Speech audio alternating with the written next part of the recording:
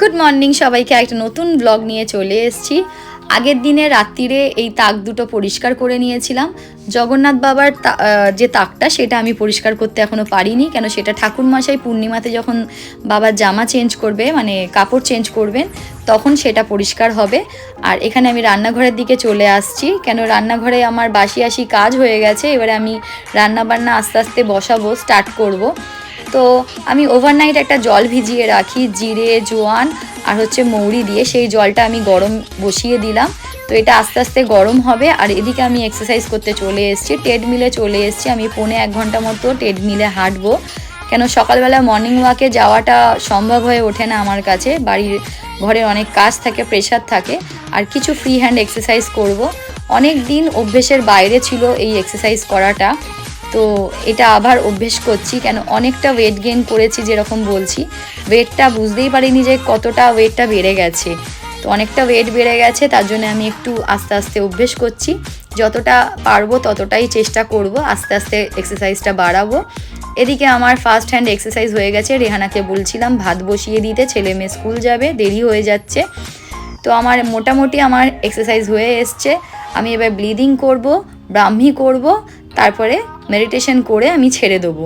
কেন আমাকে রান্নাঘরের দিকে দৌড়াতে হবে। 9:45 বাজে, মামুন এখনও পর্যন্ত এসে পৌঁছায়নি। ওকে বলেছিলাম সকাল সকাল আসতে, নাহলে খুব টেনশন হয়ে যায়। কেন 9:30 10:45 সময় অনুষ্কারা স্কুলে বেরিয়ে যায়।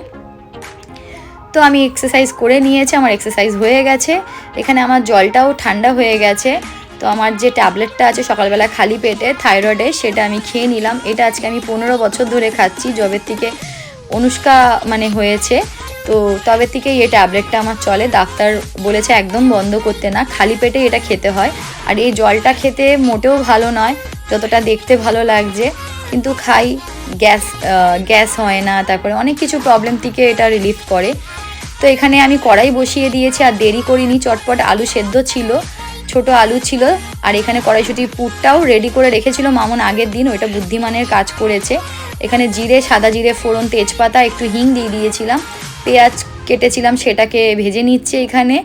আর এদিকে আদা রসুনটাও বাটতে দিয়ে দিয়েছি মিক্সিতে, কেন বেশি দেরি করলে হবে না। একটু কড়াইশুঁটি এবার দিয়ে দেবো, কেন শীতকালে কড়াইশুঁটি উঠেছে নতুন, আমি তো খেতে খুবই ভালোবাসি। আর ছোটো আলুর দাম যেহেতু, তো আদা রসুন আর বেসিক কিছু মশলা দিয়েছিলাম, জিরে গুঁড়ো, ধনে গুঁড়ো, হলুদ গুঁড়ো, কাশ্মীরি লঙ্কার গুঁড়ো দিয়েছিলাম।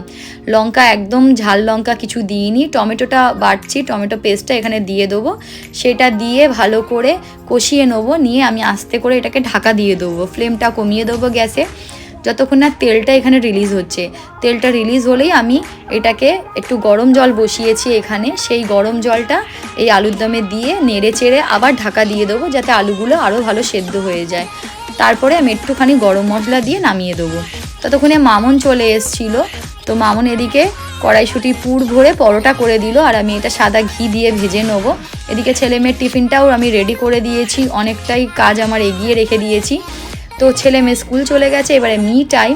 2টো ক্রিম কেক আর biscuit, black coffee with ghee দিয়ে আমি খেয়ে দিয়ে স্নান করে এসে ঠাকুর ঘরের আমার কিছু কাজ ছিল, সেগুলোকে আমি করে নিয়েছি। এবার ঠাকুরমশাই এসে জগন্নাথ বাবাকে পোছাবে, বজরংবলীকে পুছিয়ে উনি মালা পরান ওনাদের দুজনকে। তো আমি এদিকে ঠাকুরমশাই যতক্ষণ মালা পরাচ্ছে ততক্ষণ আমি চলে এসেছিলাম মামুনকে বলতে কি রান্না বান্না হবে না হবে। তো এখানে ঠাকুরমশাই পুজো স্টার্ট করে দিয়েছে। যতক্ষণ না ঠাকুরমশাই পুজো করবে ততক্ষণ আমি এখান দিয়ে নড়বো না। পুজো হয়ে গেলেই আমি আবার রান্নাঘরের দিকে ছুটে চলে এসেছি। আজকে রান্না করছি পেঁয়াজের ডাল। তো একটু রসুন ফোড়ন দিয়েছি, জিরে ফোড়ন দিয়েছি, আর পেঁয়াজটাকে ভালো করে ভেজে টমেটো দিয়ে তো ডালটা এখানে করছি। আর কিছু আর মাছ ছিল 4টে, সেটাকে করে নেবো। এখানে আর মাছের জন্য জিরে গুঁড়ো, লঙ্কার গুঁড়ো, হলুদ গুঁড়ো বেটে নিচ্ছি মিক্সিতে। লোটে মাছ করব। আর মামুন চিংড়ি মাছটাকে সর্ষে কাঁচা লঙ্কা বেটে মাখিয়ে রেখেছে কাঁচা তেল দিয়ে। তো আর মাছটা আমি গরম মশলা আর ঘি দিয়ে নামিয়ে দেবো, এখন হয়ে গেছে। চিংড়ি মাছ ভাপাটাও বসিয়ে দিয়েছি, এটা আরও জল টানবে। এটা ঢেকে ঢেকে আমি একদম লো ফ্লেমে করছি, কেন এটা যতক্ষণ না তেল বেরাবে ততক্ষণ এটাকে নামানো যাবে না। তো আর মাছ হয়ে গেছে। তো আমি এখানে আবার কড়াই বসিয়ে দিয়েছি, লোটে মাছটা করব। পেঁয়াজ আর টমেটোটাকে একসঙ্গে ভেজে নিচ্ছি। এটা আরেকটু হবে, আমি মাঝে মাঝে এটা চেক করে নিচ্ছি যাতে নিচে না লেগে যায়, যেহেতু সর্ষে বাটা। তো আবার একটু পরে আমি চেক করব। আর এদিকে আমি ভেজে নিচ্ছি এটাকে ভালো করে। তো এখানে আদা রসুন বাটাটাও দিয়ে দেবো। তো আমার এখানে চিংড়ি মাছের যে সর্ষে দিয়ে চিংড়ি মাছটা সেটা আমার হয়ে গেছে, ডান। ওইটাকে নামিয়ে দেবো। এখানে আদা রসুন বাটা দিয়ে মশলাটাকে ভালো করে কষিয়ে নেবো। এর মধ্যেই মাছটা দিয়ে দেবো, কেন মাছটা হতে অনেক টাইম লাগে। এটা লোটে মাছের ঝুড়ো। আমি জানি তোমরা সবাই খেয়েছো, বাট আমি তবুও দেখাচ্ছি যে আমি কীরমভাবে রান্না করি। মামুনকে বললাম মিক্সি জারে যে জলটা আছে সেটা দিয়ে এখানে দিয়ে দিয়েছি। তো এখানে কিছু কাঁচা লঙ্কা দিয়ে দিয়েছি আর একটু ধনে পাতা দেবো। এতে কোনো মানে মশলা চলে না, আমি এরকমভাবেই করি। আর কে কীরকম করে আমাকে একটু জানিও। তো তারপরে আমি বেরিয়ে গেছিলাম দুপুরে লাঞ্চ করে বিট্টুকে নিয়ে অনুষ্কা অভিরাজকে আনতে। আজকে অভিরাজ আমাকে প্রমিস করতে বলেছিল যে আজকে ও চিলড্রেন্স ডে খাবার খাবে, ওকে KFC খাওয়াতে হবে।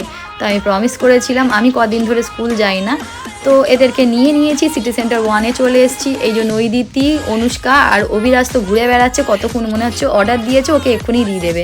তো আমি আর শাশ্বতী এখানে বসেছিলাম, এরা এনজয় করছিল। আমরা কিছু খাইনি, আমরা বসেছিলাম পাবলিক হয়ে দেখছিলাম, কেন আমিও চিকেন খাই না, ও চিকেন খায় না। ততক্ষণে বাড়ি চলে এসেছিলাম। বাড়িতে এসে দেখছি অনুষ্কা নাইকা দিয়ে যে প্রোডাক্টগুলো অর্ডার দিয়েছিল সেই পার্সেলটা চলে এসছে। ওটা আনবক্সিং ওই করে, যেরকম বলেছি কোনো কিছু প্রোডাক্ট আসলে আনবক্সিং এখন ওই করে। ওর ভালো লাগে, যেহেতু ও চুজ করে করে প্রোডাক্টগুলো অর্ডার দেয়।